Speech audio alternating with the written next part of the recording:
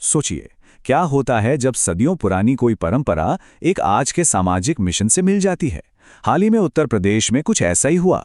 तो आज हम मिशन शक्ति के तहत हुई एक ऐसी ही खास पहल को समझने वाले हैं, जो बेटियों के भविष्य को एक नई दिशा दे रही है। 5 लाख, ये सिर्फ एक नंबर नहीं है, बल्कि उत्तर प्रदेश में सम्मानित की गई बेटियों की संख्या है।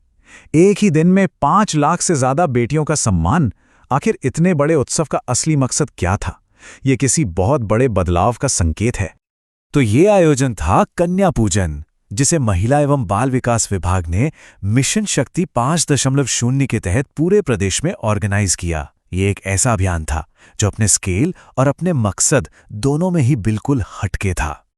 अब देखिए, कन्या पूजन कोई नई चीज नहीं है। ये एक सदियों पुरानी भारतीय परंपरा है, जहां नवरात्रि के दौरान छोटी बच्चियों को देवी का रूप मानकर उनकी पूजा की जाती है।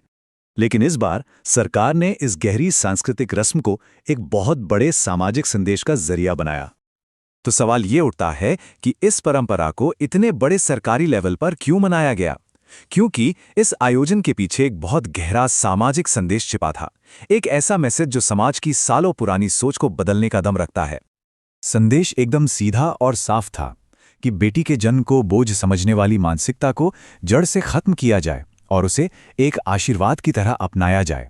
ये सिर्फ एक अपील नहीं थी, बल्कि एक सामाजिक क्रांति की शुरुआत थी, जिसे हर घर तक पहुंचाने की कोशिश की गई।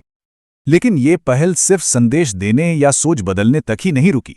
इस सांस्कृतिक अभियान को एक ठोस सरकारी योजना से भी जोड़ा गया, ताकि इन अच्छे इरादों को जमीनी हकीकत में बदला जा सके। चलिए देखते हैं कैसे। इस योजना का नाम है मुख्यमंत्री कन्या सुमंगला योजना। इसका मकसद परिवारों को आर्थिक मदद देना है, ताकि वे अपनी बेटियों को बिना किसी पैसे की चिंता के एक अच्छा पढ़ा लिखा भविष्य दे सकें। इस स्कीम के तहत हर बेटी को उसकी पढ़ाई के लिए टोटल 25,000 रुपए की आर्थिक मदद मिलती है। ये पैसा जन्म से लेकर ग्रेजुएशन तक अलग अलग स्टेज पर दिया जाता है, ताकि पैसों की कमी कभी भी उसकी पढ़ाई के बीच में ना आए।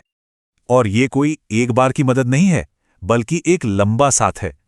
ये योजना एक बच्ची के जन्म लेने से लेकर उसकी हायर एजुकेशन पूरी होने तक उसका हाथ थामे रहती है।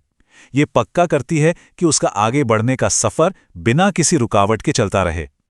इस आयोजन का असर जमीन पर तुरंत देखने को मिला। जहां एक तरफ 5 लाख से ज्यादा बेटियों का पूजन हुआ, वहीं उसी कार्यक्रम के दौरान 1500 से ज्यादा बच्चियों को सीधे कन्या सुमंगला योजना में एनरोल कर लिया गया।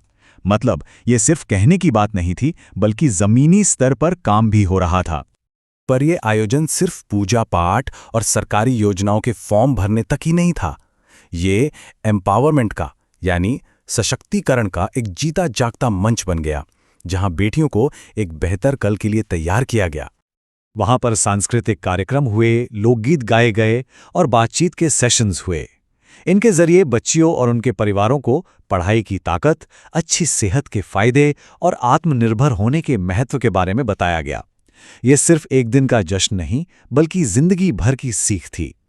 तो जब हमें सांस्कृतिक आयोजन और सरकारी नीति के संगम को देखते हैं, तो हमें भविष्य के लिए एक नई और बहुत शक्तिशाली सोच दिखाई देती है। एक ऐसी सोच जहां हमारी परंपराएं ही हमारी तरक्की का रास्ता बनाती हैं। जैसा कि एडिशनल चीफ सेक्रेटरी लीना जौहरी ने कहा, कन्या पूजन केवल एक अनुष्ठान नहीं, बल्कि समाज को यह संदेश है कि बेटियां हमारी शक्ति और हमारे भविष्य की धरोहर हैं। ये एक लाइन इस पूरी पहल के सार को बहुत खूबसूरती से बताती है। और यही तो मिशन शक्ति का असली संकल्प है, हर बेटी के लिए एक सुरक्षित, सम्मानित और मजबूत भविष्य बनाना, जहां वो बिना किसी डर या रोक टोक के अपने हर सपने को जी सकें और आसमान छू सकें। तो आज की ये पूरी बातचीत हमें एक बहुत अहम सवाल पर लाकर छोड़ती है कि जब परंपरा की ताकत और नीति का सही इरादा एक साथ मिल जाएं, तो वो हमारे समाज में कितना बड़ा और टिकाऊ बदलाव ला सकते हैं। इस पर सोचना तो बनता है।